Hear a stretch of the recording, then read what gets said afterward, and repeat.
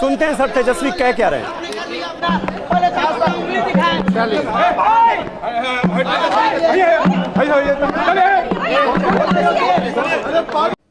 बिहार जीतेगा। 18 तारीख को बदलेंगे सरकार, 18 तारीख को बदलेंगे सरकार। 14 को नई सरकार मिलने वाली है।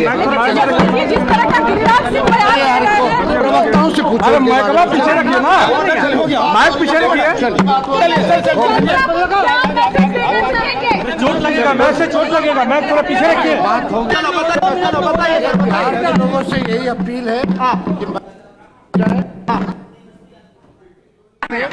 नौकरी, रोजगार, कारखाने, बिहार में कोई अच्छी शिक्षा चिकित्सा हो, पढ़ाई दवाई कमाई, उसको जो यही हम सब लोगों से अपील करना चाहते हैं। उम्मीद क्या है सर? उम्मीद हम लोग जीतेंगे, बिहार जीतेगा। 18 तारीख को बदलेंगे सरकार, 18 तारीख को बदलेंगे सरकार। 14 को नई सरकार मिलने वाली है।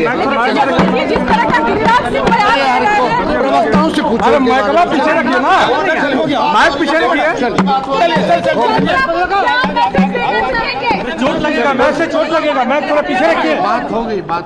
हाँ बढ़िए, चलिए हो गया, चलिए चलिए।